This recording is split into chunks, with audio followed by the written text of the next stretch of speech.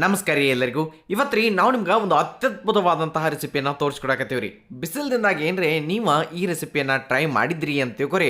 ಈ ರುಚಿಗೆ ಮತ್ತು ಈ ರೆಸಿಪಿಗೆ ಎರಡಕ್ಕೂ ನೀವು ಫ್ಯಾನ್ ಆಗೋದಂತರೂ ಗ್ಯಾರಂಟಿ ರೀ. ಹಾಗಾದ್ರೆ ಅತಿ ಸುಲಭವಾಗಿರುವಂತಹ ದೇಹಕ್ಕೆ ತಂಪಾಗಿರುವಂತಹ ಈ ಒಂದು ರೆಸಿಪಿಯನ್ನು ಇವತ್ತಿನ ಬಿಡದಾಗ ನಾವು ನಿಮ್ಗೆ ಅತಿ ಸುಲಭವಾಗಿ ತೋರಿಸ್ಕೊಡ್ತೀವಿ. ಅದಕ್ಕಿಂತ ಮೊದಲು ನಮ್ಮ ಚಾನಲನ್ನು ಸಬ್ಸ್ಕ್ರೈಬ್ ಮಾಡಿಲ್ಲ ಅಂತಂದ್ರೆ ತಪ್ಪಲಾರ್ದ ಸಬ್ಸ್ಕ್ರೈಬ್ ಮಾಡಿ. ಮೊದಲಿಗೆ ಇದ್ರ ಜೊತೆ ಒಂದು ಚಟ್ನಿ ಬೇಕಾಕೈತ್ರಿ. ಅದಕ್ಕೆ ಅಂಥೇಳಿ ಒಂದು ಮಿಕ್ಸರ್ ಜಾರ್ದಾಗ ಪುಟಾಣಿಯನ್ನು ಹಾಕೊಂಡು ಅದಾದ ನಂತರ ಸ್ವಲ್ಪ ಕರಿಬೇವು, ಜೀರಿಗೆ, ಪುಟಾಣಿ ಒಂದು ಅರ್ಧ ಕಪ್ ಅಷ್ಟೇ ಅಂದ್ರೆ ಹುರ್ಗಡ್ಲೆ ಇರ್ಯಾವ. ಅದಾದ ನಂತರ ನೆಕ್ಸ್ಟ್ ನಾವು ಬೆಳ್ಳುಳ್ಳಿಯನ್ನು ಹಾಕೋಣ. ಆಮೇಲೆ ಒಂದೀಟ ಕೊಬ್ಬರಿಯನ್ನು ಹಾಕೋಣ ರೀ. ಕೊಬ್ಬರಿ ಸಣ್ಣ ಕಟ್ ಮಾಡಿ ಹಾಕ್ರಿ.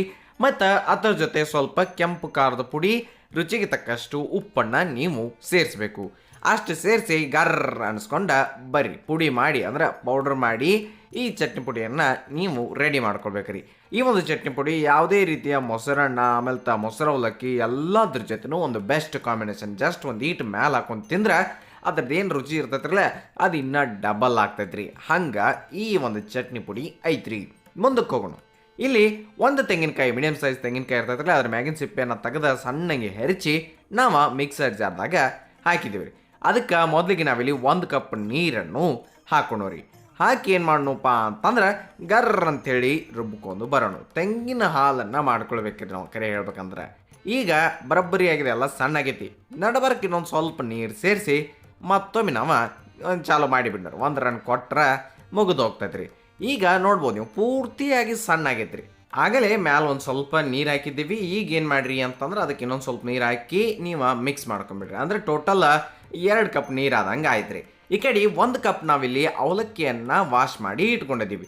ಈ ಅವಲಕ್ಕಿಯನ್ನು ಏನು ಮಾಡೋಣ, ಒಂದು ಬೌಲ್ದಾಗ ಅಥವಾ ಒಂದು ಯಾವುದೇ ಪಾತ್ರೆದಾಗ ಹಾಕಿ ಇಟ್ಕೊಂಡ್ಬಿಡ್ನೋರಿ. ಅದಾದ ನಂತರ ಏನು ಮಾಡೋಣ, ಅದ ಚಾನಿಗೆ ಒಳಗನ ನಾವು ಈ ತೆಂಗಿನ ಹಾಲನ್ನು ಸೋಸ್ ತೊಗೊಳು. ಇಲ್ಲಿ ಪೂರ್ತಿ ಸಣ್ಣ ಆಗೈತ್ರಿ. ಸೋಸ್ ತೊಗೋಬೇಕಂತ ಏನಿಲ್ಲ, ಸಣ್ಣ ಆದ್ರೆ ಪೂರ್ತಿ ಹಾಕಿದ್ರೂ ಅಟ್ಟ ಚಲೋ ಆಗ್ತೈತಿ, ಬರಬ್ಬರಿ ಆಗ್ತೈತಿ. ಸಣ್ಣ ಆಗಿರಲಿಲ್ಲ ಅಂತಂದ್ರೆ ಅಟ್ಟ ಸೋಸ್ ತೊಗೊಳೋದು ಉತ್ತಮ ಅನ್ನೋದು ನಮ್ಮ ಭಾವನೆ ರೀ. ಅದಾದ ನಂತರ ಅದಕ್ಕೆ ಮ್ಯಾಲೆ ಒಂದಿಟ ಮಿಕ್ಸರ್ ಜಾರ್ದಾಗ ನೀರು ಹಾಕಿ ವಾಪಸ್ ಇದನ್ನು ಹಿಂಗೆ ಒತ್ತಿ ತೊಗೊಂಡ್ಬಿಡ್ರಿ. ಗೊತ್ತಾತ್ರಲ್ಲ.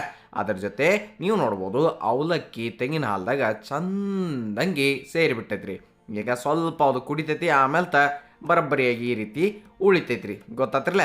ಇಷ್ಟು ಮಸ್ತಾಗಿ ತೆಂಗಿನ ಹಾಲೊಳಗೆ ಈ ಒಂದು ಅವಲಕ್ಕಿ ರೆಡಿ ಆಗ್ತೈತ್ರಿ. ನೋಡಕ್ರಿ ಇದಕ್ಕೆ ಸ್ವಲ್ಪ ಉಪ್ಪು, ಹಂಗೆ ಸ್ವಲ್ಪ ಸಕ್ಕರೆ, ಅದಾದ ನಂತರ ನೀವು ಅದಕ್ಕೆ ಹೆಚ್ಚಿಟ್ಕೊಂಡಂತಹ ಈರುಳ್ಳಿ ಅಥವಾ ಉಳ್ಳಾಗಡ್ಡಿ ಮತ್ತು ಕೆಂಪು ಮೆಣಸಿನ್ಕಾಯಿ ಐತ್ರಿ ಹಸಿದ.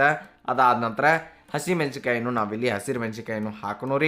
ಆಮೇಲೆ ಸ್ವಲ್ಪ ಕೊತ್ತಂಬರಿ ಸೊಪ್ಪನ್ನು ನಾವೀಗ ಸೇರಿಸಿ ಅದನ್ನು ಒಮ್ಮೆ ಮಿಕ್ಸ್ ಕೊಡೋಣ. ನಿಮ್ಗೆ ಬೇಕು ಅಂತಂದ್ರೆ ನೀವು ಇದ್ರಾಗ ಸ್ವಲ್ಪ ಮಜ್ಜಿಗೆಯನ್ನು ಸೇರಿಸ್ಕೊಂಡ್ರೂ ಮಸ್ತ್ ಆಕೈತ್ರಿ.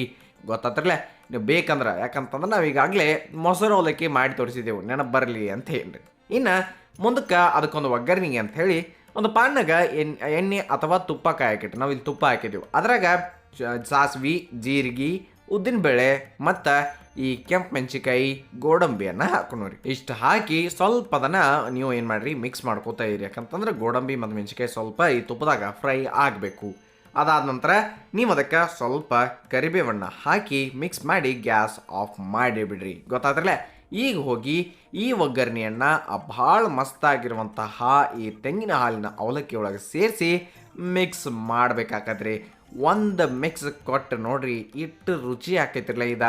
ನಿಮ್ಗೆ ನೀವು ಫ್ರಿಡ್ಜ್ದಾಗ ಇಡೋದು ಬೇಕಾಗಿಲ್ಲ, ಹಂಗೆ ತಿಂದ್ರೂ ನಿಮಗೆ ತಂಪು ಅನಿಸ್ತೈತ್ರಿ. ಅಷ್ಟು ಮಸ್ತಾಗಿರುವಂತಹ ರೆಸಿಪಿ ಐತ್ರಿ ಇದು.